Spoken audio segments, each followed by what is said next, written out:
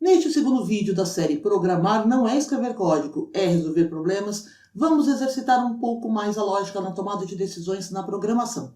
Em português claro, vamos desenhar ifs, elifs e elses sem nos perder. São dois pequenos programas, um para saber se uma plataforma como o YouTube monetiza ou não um canal e o outro para dar descontos em produtos numa loja. Então chega de papo e bora programar. Um site de streaming tipo YouTube monetiza os canais que tiverem mais de 600 inscritos e mais de 5.000 horas de visualização no último ano. O programa deve responder se um canal deve ou não ser monetizado. Você se lembra dos 3 passos: entender a demanda, lapidar a demanda e traduzir para o Python. Então, primeiro vamos entender a demanda. A demanda parece simples. Nós temos as regras de negócio e a comparação não é nada assustadora. Mas já é bom a gente pensar, de onde virão os dados do canal? Serão informados pelo usuário? Vêm de uma base de dados? Outra coisa, o resultado final do programa é apenas um sim, monetiza o canal ou não monetiza o canal? Ou eu tenho mensagens intermediárias dependendo do cenário? Por exemplo, se o canal tem poucos inscritos, mas possui mais de 5.000 horas, a gente deve falar algo customizado? Outra coisinha, esses limites de 600 inscritos e 5.000 horas de visualização podem mudar em algum momento? Pode ser usado em alguma outra parte do código? Se sim, podemos colocar numa variável ao invés de deixar fixos nas comparações. No nosso exemplo, os valores podem mudar, os dados serão informados pelo usuário e as mensagens serão separadas. Uma para inscritos e a outra para horas. Mas a gente só vai perguntar sobre as horas se o usuário tiver inscritos suficientes. Você pode conferir no link da descrição um outro cenário em que os dados vêm de uma base em Excel. E o resultado tem que ser devolvido para esse Excel em uma coluna chamada monetiza. Também os valores dos limites podem variar. Próximo passo, vamos lapidar a demanda. Vamos pensar nas entradas, nas atividades de cada etapa e nas saídas. Então, o primeiro passo é informar os mínimos de inscritos e horas. Depois, eu vou pedir o número de inscritos para o usuário. Aí eu vou comparar com o número de assinantes. Se for menor do que o mínimo, eu vou mandar uma mensagem: divulgue melhor o seu canal. Se não for menor do que o mínimo, se for maior ou igual ao mínimo, eu vou pedir as horas. Depois eu vou fazer a comparação das horas com o mínimo de horas. Se for menor do que o mínimo, eu vou mandar uma mensagem: faça mais upload de conteúdo. Se não, eu vou falar: parabéns, você está agora monetizado. Essa estrutura já está bem desenhada, mas você pode passar a limpo e escrever em pseudocódigo. Então, primeiro, vou setar o mínimo de inscritos e o mínimo de horas. Depois eu vou pedir o input dos inscritos. Depois eu vou comparar inscritos com o mínimo. Se for menor, eu vou imprimir divulgue melhor o seu canal. Se não, eu vou pedir o input das horas e vou fazer a nova comparação. Se o número de horas for menor do que o mínimo, eu vou imprimir faça mais uploads. Se não, eu vou colocar parabéns, você está monetizado. Agora é só limpar e codificar. Então, bora para o Python. Aqui no Python eu já deixei o pseudocode. Primeiro passo é setar o mínimo de inscritos e de horas. Então, vamos lá. Mínimo de inscritos é igual a 600. Mínimo de horas é igual a 5.000. Próximo passo, eu vou fazer o input dos inscritos. Então, inscritos igual a input inscritos. Aqui a gente não pode se esquecer de que quando eu tenho input, o dado vem em forma de string. E como eu vou validar, eu vou comparar com números daqui a pouco, eu preciso converter esse número, esse dado, para inteiro. Então eu vou colocar aqui inscritos é igual a int inscritos. Poderia fazer direto aqui no input? Poderia, mas a gente vai ver no próximo exemplo que às vezes a gente vai precisar fazer uma validação disso daqui antes de converter. Então, é melhor sempre deixar separado. Espera um pouquinho que a gente vai ver daqui a pouco. Próximo passo é fazer a comparação. Então, if inscritos for menor do que o mínimo de inscritos, eu vou dar um print, divulgue mais o seu canal. Se não for, else, eu vou primeiro pedir as horas. Então, horas é igual a input, horas. Novamente aqui eu vou fazer a conversão para o inteiro. E vou fazer a segunda comparação. If horas menores, se as horas forem menores do que o mínimo de horas, eu vou dar um print, faça mais uploads. Se não, else, eu vou fazer um print, monetizou, parabéns. Então, quando eu rodo aqui para testar, inscritos 601, horas 5.001, monetizou. Se eu tiver menos inscritos do que o necessário, 590, ele já vai dar a mensagem de divulgue mais o seu canal. Agora, se eu tiver o número de inscritos, mas eu não tiver o número de horas, aí ele vai falar, faça mais uploads. Vamos para o nosso segundo exemplo. Nós estamos numa loja chamada Super Shirt, que vende roupas casuais para o público jovem. A loja está fazendo uma promoção de camisetas. Cada unidade sai pelo preço cheio de R$ 89,99. Se o cliente comprar 2 unidades, a segunda tem 15% de desconto e a primeira tem o preço cheio. Se ele comprar entre 3 e 6 unidades, 2 delas saem pelo preço cheio e o resto tem 30% de desconto. E se ele comprar mais de 6 unidades, todas as camisetas têm 50% de desconto. Então, a gente precisa entender se o preço pode mudar, de onde vai vir a quantidade e qual é o resultado final. Aqui no nosso exemplo, o preço pode mudar sim. A quantidade vem do usuário, que vai usar o nosso programa como um tipo de uma calculadora para receber no final do programa o total da conta. Então, vamos lapidar a demanda. O primeiro passo é setar o preço, que vai ser informado pela loja, de R$ 89,99, e também pedir a quantidade para o usuário. Essa quantidade a gente vai fazer várias verificações, várias comparações. Se for igual a 1, o total da nota, o total da fatura, da compra, é igual ao preço cheio, de R$ 89,99. Se o usuário comprar 2 camisetas, o total vai ser uma camiseta pelo preço cheio, mais uma camiseta pelo preço vezes 0,85. Esse 0,85 é 15% de desconto. Então, eu fiz 1 menos 0,15. Se a quantidade estiver entre 3 e 6, vamos fazer um rascunho primeiro. Vamos supor que você esteja comprando 4 camisetas. 2 delas vão custar o preço cheio de R$ 89,99. As outras 2 é que vão ter 30% de desconto.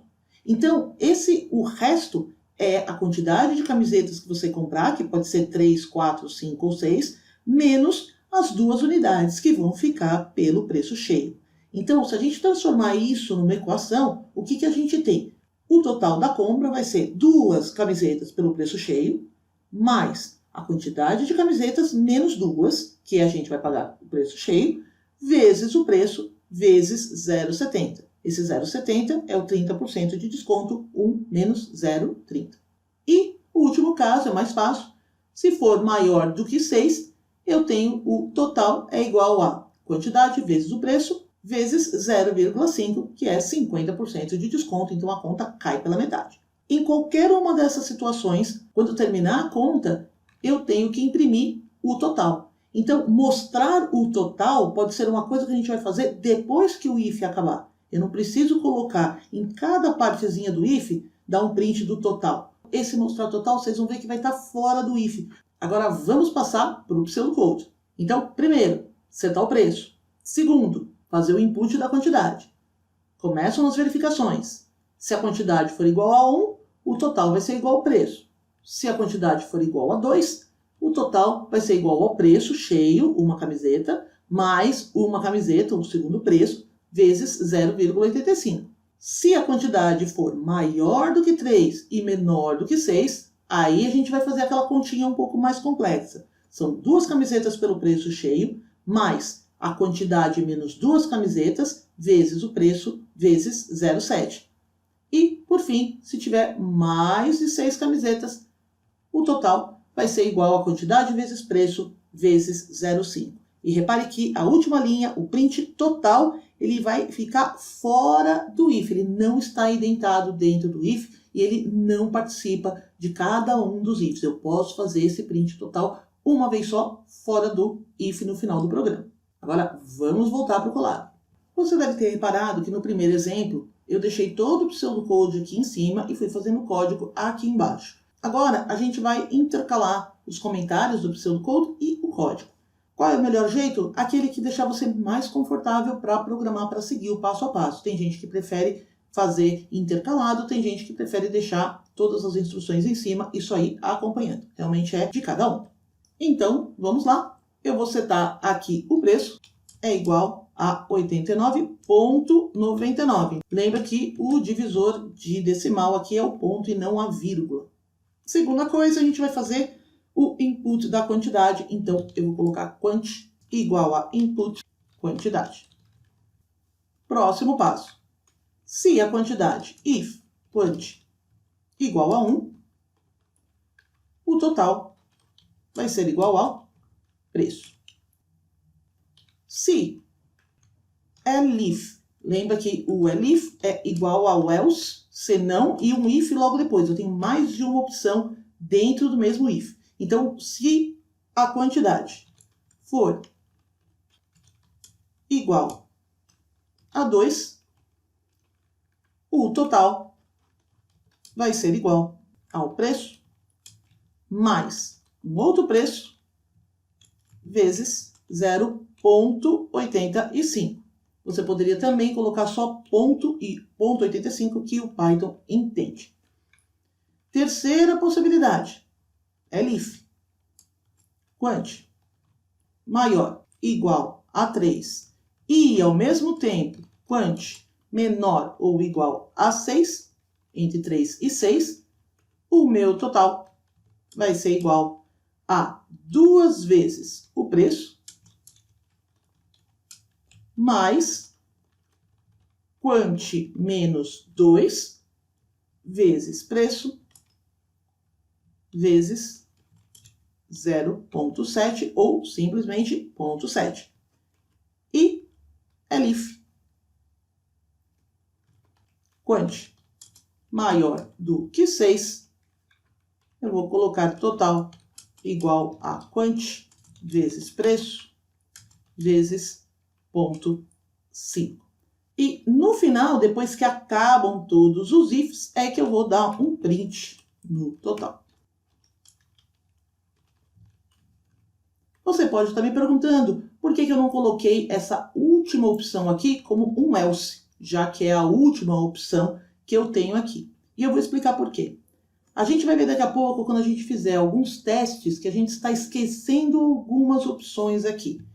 Claro que a gente está testando aquilo que está dentro da regra de negócio, mas a gente também está pressupondo que o usuário vai preencher certinho um número entre 1 e, 1 milhão, ele não vai preencher 0, por exemplo, que não está aqui nas opções, que ele não vai usar um texto, por exemplo, ou colocar um ponto ou algum símbolo. Então, a gente está pressupondo que o usuário vai se comportar do jeito que a gente quer e, na vida real, no dia a dia, não é assim. Então, eu vou mostrar para vocês daqui a pouco como pensar em cenários de teste para poder se defender até de possíveis erros na frente do usuário. Mas, enquanto isso, vamos supor que o nosso usuário é bonzinho, então vamos rodar isso aqui. Quantidade, eu vou colocar uma camiseta. E aqui ele já me deu um erro, porque eu esqueci, pessoal, de converter a quantidade. Eu sempre esqueço de fazer isso. Quant é igual a quant, int, quant. Agora sim, quantidade, uma unidade. Eu tenho 89,99. Deixa eu só também colocar um espacinho aqui para ficar melhor para a gente ver.